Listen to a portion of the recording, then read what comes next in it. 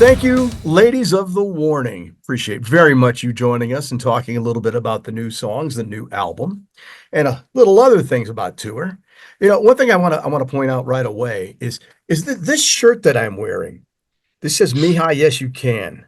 Yes. That is a foundation in El Paso that supports young women, especially Hispanic women, to show them their full potential and that nothing can hold them back. And you all started as very young women. You started, guys, you were what in your you were, a couple of you weren't even teenagers yet, tweens. And No. look at you now, the international stars. Thank you. Yeah, we were very Yeah, young when we started. I think you were yeah, nine, that Ale. was 10 years ago. So yeah, I was nine. We were children when we started. At what point did you realize you could do this and you could actually make this your future? Ooh, Ooh, that's a that good question. was I I mean, don't we started out when we were very young and we started doing covers and we started uploading them to YouTube. Our cover of Enter Sandman went viral 10 years ago. yeah, And that's when it all started. And after that we started writing our own music. And I feel like that's that where was like the we turning point, yeah, and like we're going to give it our all yeah, for because like when sure. we started writing our own music, we were like, oh, we can actually do this, and we released our first EP a long time ago, and then we actually wrote an album, and now we're on our fourth album. So I feel like writing our own music, that's when we took that step to like, oh, we can actually keep doing this for the rest of our lives. June 28th, when your fourth studio album, Keep Me Fed, came out. It was Mhm. released and got, I don't know if you've checked or care to check, but Google users gave it a 99% liked. Amazon has it at 4.8 out of 5-star rating. And in fact, I love this. Verified purchaser Dan Hedman said, and I'm quoting him, "I am stunned by how much I enjoyed this. I think this is the best album first to last song that I've heard since back in the days of Fleetwood Mac Rumors or Michael Jackson's Thriller or Tom Petty's Full Moon Fever. Best rock album I've heard since probably Back in Black." Now, this type of review is not unique when you read some of these reviewers. What is it about how you write and compose music that appeals to all age groups and such a wide range of taste? Wow, what we're Oh, completely honor. flattered. Thank Yeah, you so thank you. much. I think I don't know if it's because of this, but I think one thing that we really focus on as a band is writing honest and authentic music Yeah. to ourselves. Because I feel like that's what connects us, all in music. We're all searching for songs that we can relate to or that can accompany us in certain experiences or moments in our lives, that when we share our moments, when we share what is happening with us through the way that we know how to do, it can probably lead to more connections. Yeah, which is And sharing it live as well is such a big part of what we do and such a big thing that we enjoy doing. So if you have joined us in a concert, you know that it's just a big mix of sharing energies and just yeah, letting it's so everything out. fun. It's Yeah. so fun. The song that's right now moving up the charts, Hell You Call a Dream. There's lines in it. The chaos drives me wild. Just want to breathe. It's looking for something to believe. End of the rope frustration. How much of this song came from the personal experience at the pace you've been running at now for a decade? All of it. Oh, but yeah, that's what we Honestly, wrote the song about. I yeah. mean, We wanted to we find a way to express touring all the everything. ups and downs that we have in our lives. It's touring is so fun, and we love that. Those Those 18 songs that we get to play live every night, and the fun of meeting our fans and sharing our music, and just having fun with everyone. But the hours of not sleeping well, not eating well. You're traveling every day to a different country. Mhm. You don't know where you're at. You're less than 24 hours in every place you Like visit, and it's all and the it's emotions in the and world it's in one thing. exhausting, but it's so fun and fulfilling, So rewarding. to do all these shows. So we wanted to put that in a song, which is Hell You Call a Dream. And that tour is on right now, and it's quite extensive, though you're not coming anywhere near El Paso, which is your loss because we are known as the Mexican food capital of America. So you could get a taste of home from the basic to the most complicated Man, cuisine. Yes. Oh We're my going, God. the closest we're going to El Paso is Ciudad Ciudad Juárez, yeah. Juárez, which is But we've been to El Paso. but I remember yeah, being there. we have been to We El have Paso. been. Yeah. Now you're on the road just nonstop, and it's a long way Yeah. from Monterrey, Mexico, home. Do you ever feel like over this time you missed out on some of the fun things that younger women get to do or girls get to do? Because all of a sudden you were thrust into the young woman spotlight and put on a stage and expected to perform. Yeah, well, we definitely did have a different way of Uh, growing up yeah. because we started working since we were very young. But that's where the sisterhood comes in, and we're very glad that we had each Yeah. other throughout all of Because this. we're all going through the same thing, Yeah, and we no, all missed out on the same, teenage experience, people our age have, and yeah, the normal college. going to school, college, all those things that we didn't get to do. But honestly, we're so, like, I wouldn't change it for anything. Even though it is different, it's so fun and fulfilling, and Yeah, we get to together. visit so many different places, and share our music with so many different people, and yeah, we get to do it together as a family, so it's really nice. The viral moment with your version of Enter Sandman was what got you really on the map. But you Mm, had a chance to do something even more amazing and be part of the extended family in Metallica world by yeah. being on the tribute album Blacklist with that box set. Now, Alessia Cara, how did you get hooked up with her?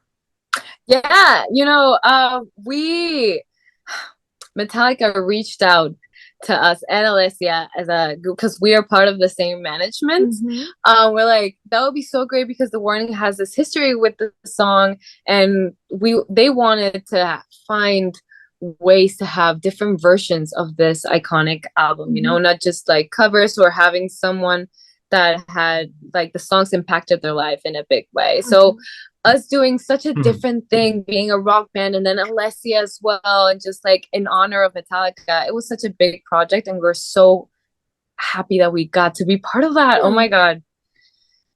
Well, that definitely it was one of the intriguing, interesting little collaborations. But you've been collaborating with a lot of bands over the years. In fact, one thing I found real impressive was Band-Maid's Show Yeah. Them with Band-Maid. So, And mhm. in that collaboration, your own PR says, again, I quote, boldly collaborating the powerful portrayal of strong, fierce women.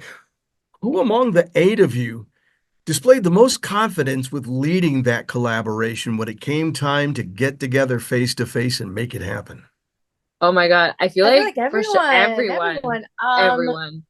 Yeah, we were the eight of us were in the studio, just like Just figuring everything working at out it. with lyrics and Mhm. parts, and I mean, we did work on it through Zoom a few times, and we had a few back and forths with like demos, but it wasn't until we were there in Japan with them in the studio, and everyone was so involved. Honestly, I feel like everyone was equally involved, sure. And we on just stage, on stage, it was so playing it on fun. Yeah. stage, the eight of us for the first time was an absolute dream come true. It was just Incredible. amazing.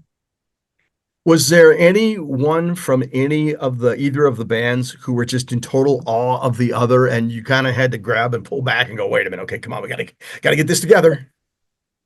I feel like Like, all of us.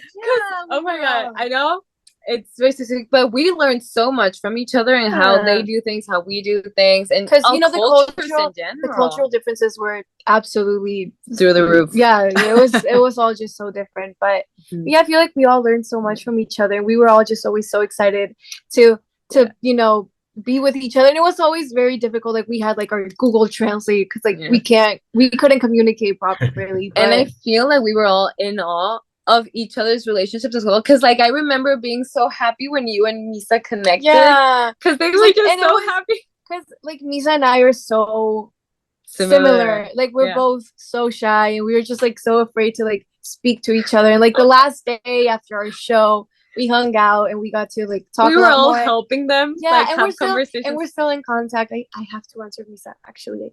I can't forget. But yeah, we're still in contact, and everyone was so nice to us, everyone, and not only them but their team, and it was just so incredible to be able to work with them, and hopefully we'll be able to see each other soon.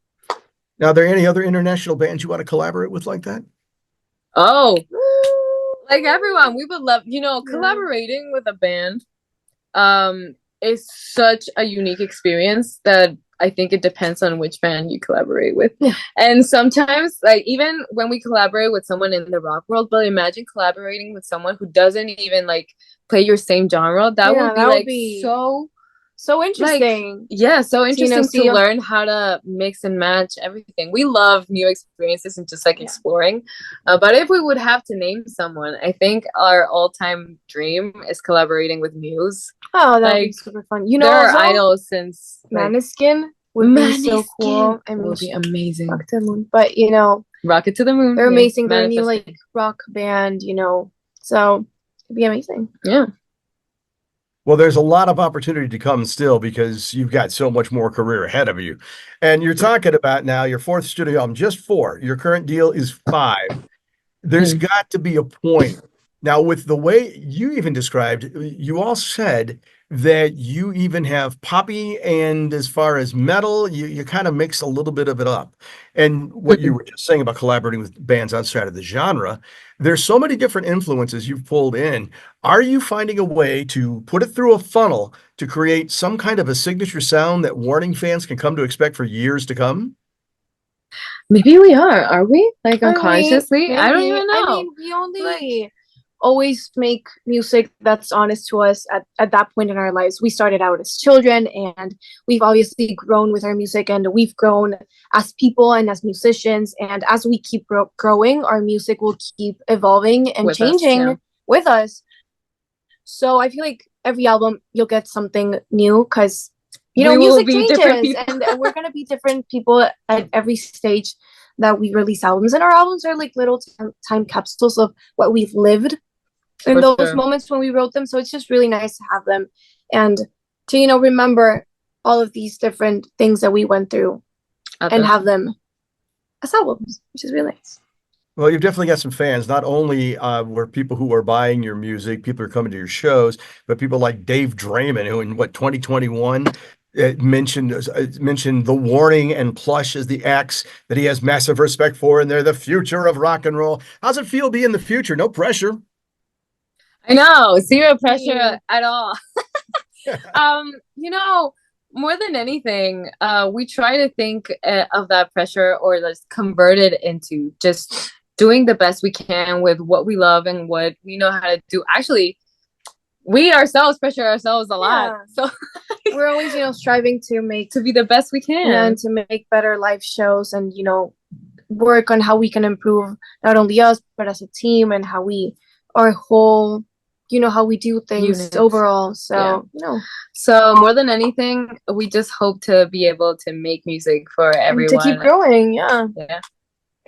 Well, definitely, we appreciate you in El Paso, and that's why KLAQ is glad to be playing your music.